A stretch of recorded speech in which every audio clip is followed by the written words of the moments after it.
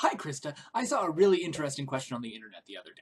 What happened before the Big Bang? Or to put that another way, Panda Razor Explosion Typewriter Pancake. That's my facetious way of saying that that question does not make any sense. And I'm responding facetiously because the question was not made in good faith. The question was made as an argument for God. Now, I am totally sympathetic with people's desire to believe in supernatural causes of the universe that for some reason give a shit about them. But if we must argue, getting me to declare the limits of human knowledge and then declaring that your God lives beyond them is not an intellectually honest way to argue, nor do I find it particularly convincing.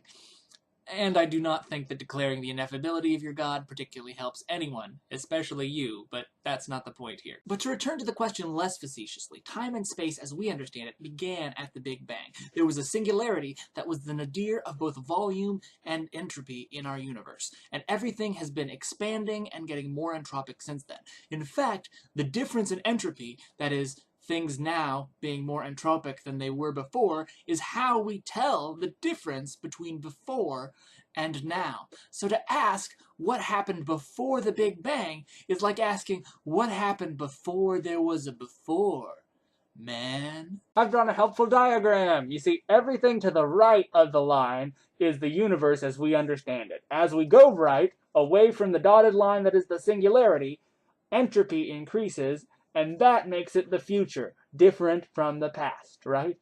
Whereas on the left side, well, entropy could be going in any direction, or there might not have been entropy. In fact, the thing that everything on this side of the singularity has in common is that it might be interesting to think about, but probably didn't exist and certainly doesn't have any meaningful effect on the universe as we understand it. Does your God live in this area? Just asking.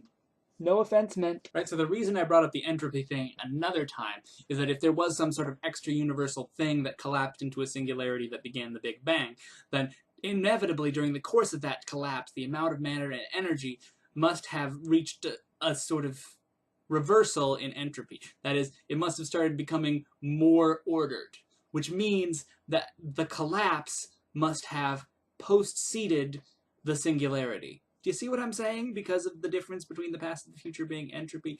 But talking about all of this is essentially meaningless because, again, we just don't know. Nor can we know anything about anything beyond the singularity, or if there was anything beyond the singularity. In fact, maybe there just wasn't. That's a safe thing to believe. Well, I'm afraid that's as close to atheist tirade as I get these days, but it was fun. Krista, I will see you tomorrow. Krista is really awesome. Krista is really awesome. Krista is really awesome. Yeah, she's so awesome. She's really awesome. Krista is really awesome. Krista is really awesome. Krista is really awesome. Yeah, she's so awesome. She's really awesome. Oh, that's just a little taster for you. The real song is gonna be even worse.